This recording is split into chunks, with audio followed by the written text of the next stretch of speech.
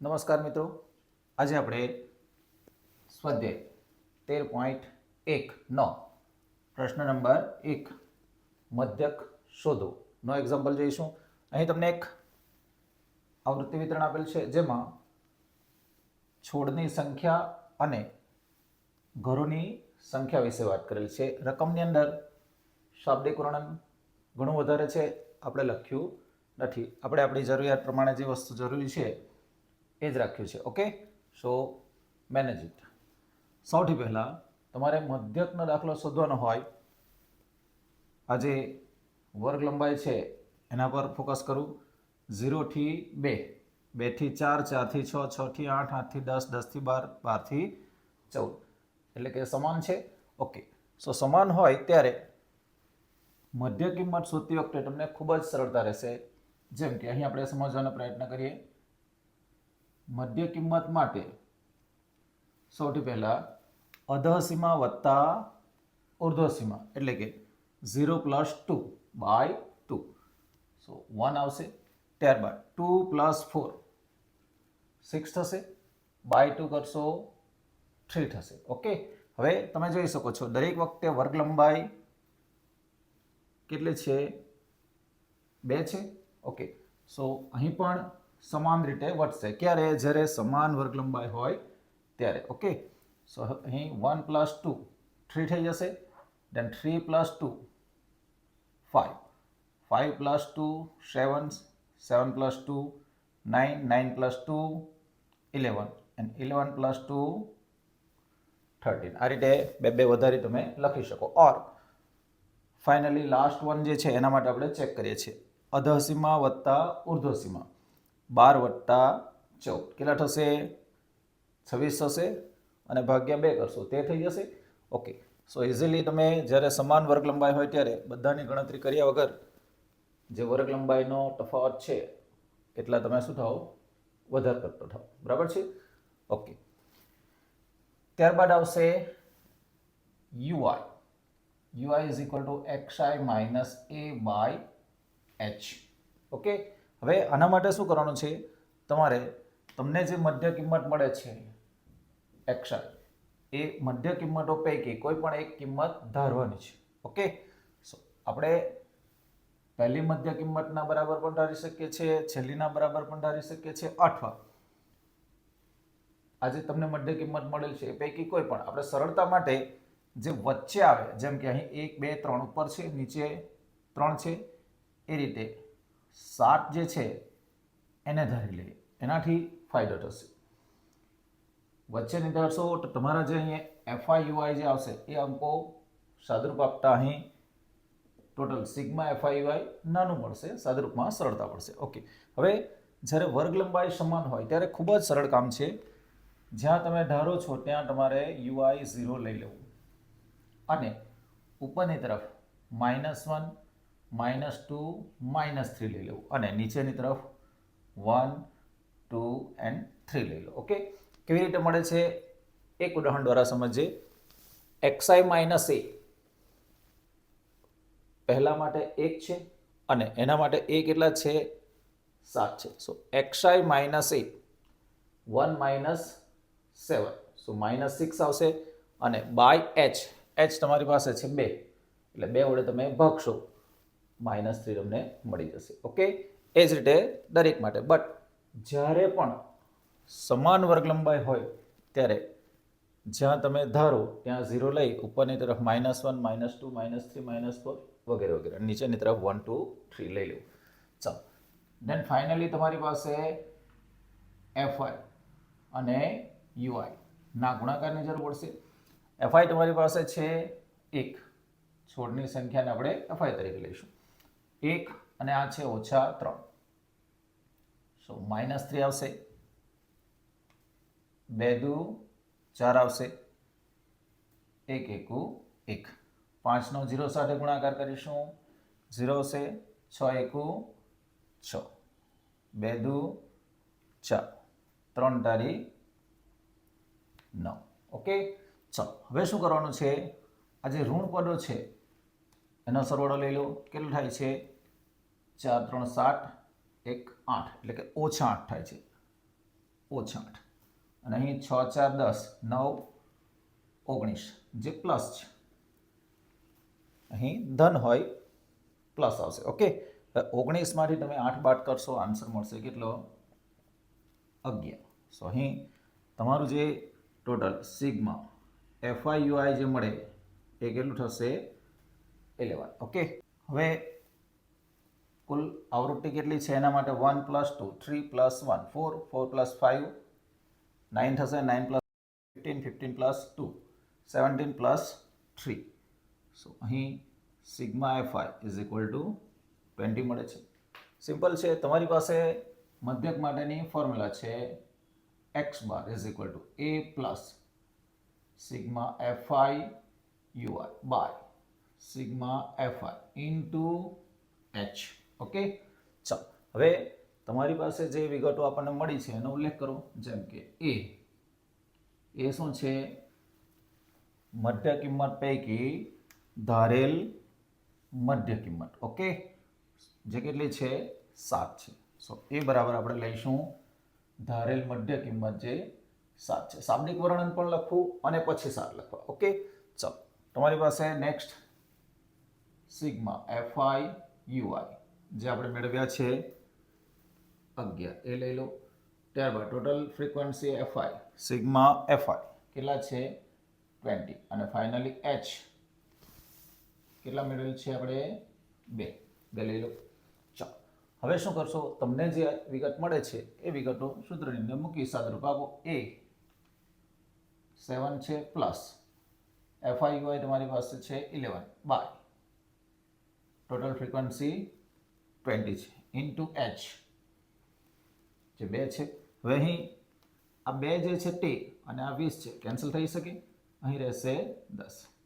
So 7 + 11 by 10 then 7 + 1.1 finally total સમ થશે 8.1. હવે તમને મધ્યક મળી જાય છે, બટ શાના વિશે વાત કરેલી છે? છોડની સંખ્યા વિશે. સો મધ્યક 8.1 છોડની સંખ્યા. આ રીતે ફાઇનલી આન્સર લખવો. જે એકમ આપેલ હોય એ એકમ પાછળ લખવો. ઓકે, નેક્સ્ટ સેકન્ડ એક્ઝામ્પલ લઈશું જેની અંદર તમને કારીગરોની સંખ્યા આપેલ છે અને દૈનિક વેતન કેટલું છે એના વિશે વાત કરેલી છે. સિમ્પલ વાત છે. સૌથી પહેલા મધ્યકનો દાખલો હોય એટલે વર્ગ લંબાઈ સમાન છે કે નહીં એ ચકાસી લો. જેમ કે અહીં તમે જોઈ શકો છો 500 થી 520 છે, 520 થી 540, 540 થી 560, 560 થી 580, 580 થી 600. એટલે કે સમાન વર્ગ લંબાઈ ધરાવે છે. જેમ કે અહીં 20 જેટલો વધારો છે દરેક માટે. ઓકે, સો સૌથી પહેલાં આપણે વર્ગ લંબાઈ નક્કી જ કરી દઈશું. વર્ગ લંબાઈ નક્કી કરવા માટે નીચેના જે વર્ગ છે એની અધઃસીમા જે છે એમાંથી ઉપરના વર્ગની અધઃસીમા બાદ કરી લો. ઇઝીલી મળી જશે. કોઈ પણ 2 લઈ લો બરાબર છે. જેમ કે છેલ્લા 2 તમે લઈ લો તો શું થાય? 580 માંથી 560 20 મળી જશે. ઓકે, ચાલો વર્ગ લંબાઈ સમાન હોય મધ્ય કિંમત શોધતી વખતે એ જે વર્ગ લંબાઈ 20 છે એટલો વધારો કરતા જાઓ.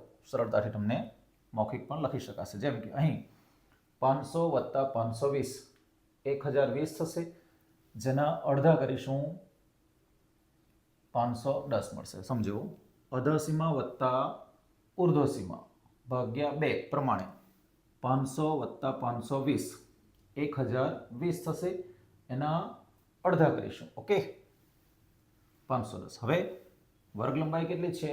20 છે. સો 20 જેટલો વધારો કરતા જાઓ. 510 છે, 530 થશે, 550 થશે, 570 અને 590. ઓકે, બધા માટે ગણતરી કરવી જરૂરી નથી. સિમ્પલ વાત છે. આ જે આપેલ છે એ પૈકી આપણે લાસ્ટ વન ફરીથી સમજી લઈએ છીએ. આ બેનો સરવાળો કરો. અધઃસીમા વત્તા ઉર્ધ્વસીમા કેટલા થશે? 0 8 6 5 11 ભાગ્યા 2 કરો. શું થશે? 5 દુ 10, 1 વધે છે 18 થશે, 2 9 18 અને આવી જશે. સો ગણતરી કરવાની કોઈ જરૂર જ છે નથી. વર્ગ લંબાઈ સમાન હોય સમાન રીતે વધારો કરી દો. હવે યુઆઈ શોધવા માટે આપણને એની જરૂર પડે. એ આપણે જે મધ્ય કિંમતો શોધી છે એ પૈકી જે વચ્ચે મળે તે રીતે ધારવાનું છે. અહીં ઉપરની તરફ 2, નીચેની તરફ 2 મળે છે. વચ્ચે જે આવે છે એના બરાબર ધારી લીધા. જ્યાં તમે ધારો છો ત્યાં યુઆઈ માટે 0 લઈ લો, ઉપરની તરફ -1 -2, નીચેની તરફ 1 2. ઓકે, હવે આ કેવી રીતે મળે છે એની સમજણ આપો. UI is equal to xi minus a. xi તમારી પાસે છે કેટલા? 510 માંથી 550 બાદ કરવાના છે એટલે ઓછા 40 મળશે અને ભાગ્યા h એટલે કે 20 કરવાના છે. સો ઓછા 40 ભાગ્યા 20 કરશો ઓછા 2 મળશે. એ જ રીતે આ ઓછા 1 માટે 530 ઓછા 550 ઓછા 20 મળશે અને એને 20 વડે ભાગશો ઓછા 1 મળશે. ત્રીજા માટે 550 ઓછા 550 0 થઈ જશે. ચલો આ 570 છે એમાંથી 550 બાદ કરો 20 મળશે, ભાગ્યા 20 કરશો 1 આવશે. આ 590 માંથી 550 બાદ કરશો 40 આવશે, ભાગ્યા 20 કરશો 2 આવશે. જો કે આ ગણતરી કરવાની કોઈ જરૂર નથી. સમાન વર્ગ લંબાઈ હોય ત્યારે જ્યાં તમે ધારો ત્યાં 0 લઈ ઉપરની તરફ -1 -2 -3, નીચેની તરફ 1 2 3 વગેરે લઈ શકો. ઓકે, ચાલો હવે FIY 12 દુ 24 14 એકુ 14 પ્લસ માઇનસ હોય માઇનસ તમે લખવું પડશે. ઓકે, ચલો અહીં તો 0 જ મળી જશે. અહીં 6 એકુ 6, 10 દુ 20. ઓકે, ચાલો અહીં સરવાળો કેટલો થાય છે? 4 4 8 2 3 એટલે કે -38 થાય છે. અહીં જોઈએ પ્લસ 26 થશે, અહીં 2 આવશે, અહીં 1 આવશે અને મોટી સંખ્યા -38 હોય માઇનસ આવશે. અહીં ટોટલ સિગ્મા FIY મળશે -12. ટોટલ ફ્રીક્વન્સી સિગ્મા FI સરવાળો કરશો 2 4 6 6 8 14 14 26 0 વડી 2 3 4 5 ટોટલ 50 થશે. ઓકે, ચાલો હવે તમારી પાસે ફોર્મ્યુલા છે x bar is equal to a plus sigma FIY by sigma FI into h માં તમારી જરૂરિયાતની વિગતો છે એ જે આપણે 550 ધરેલ છે. ઓકે, સિગ્મા FIY જે તમે -12 લાવ્યા છો અને સિગ્મા FI 50 છે અને h વર્ગ લંબાઈ જે કેટલી છે?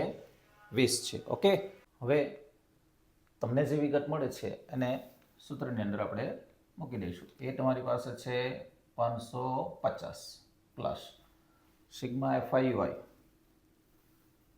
-12 છે, અહીં સિગ્મા FI 50 અને h 20 છે. રાઈટ, ચાલો હવે અહીં આ જે 0 છે કેન્સલ તમે કરી શકો. અહીં તમારી પાસે છે 550 પ્લસ માઇનસ થશે. આ 12 છે 2 છે, સો 24 બાય 5. ચલો અહીં 550 છે ઓછા 24 ભાગ્યા 5 છે. મૌખિક જો ગણતરી કરો તો 4.8 આવશે. આ 5ને હું 2 વડે ગુણી દઉં છું, નીચે કેટલા થઈ જશે? 10 થઈ જશે. સમજો 5 છે એને જો 2 વડે ગુણું તો નીચે કેટલા થઈ જાય? 10 થઈ જાય. અને ઉપર 24 છે એને પણ 2 વડે ગુણો, 24 દુ 48 થશે અને 1 પોઈન્ટ કાપી દો. ઓકે, આ રીતે મૌખિક પણ કરી શકાય. બટ જો ન સમજાતું હોય તો આ જે 24 છે એને 5 વડે ભાગી દો.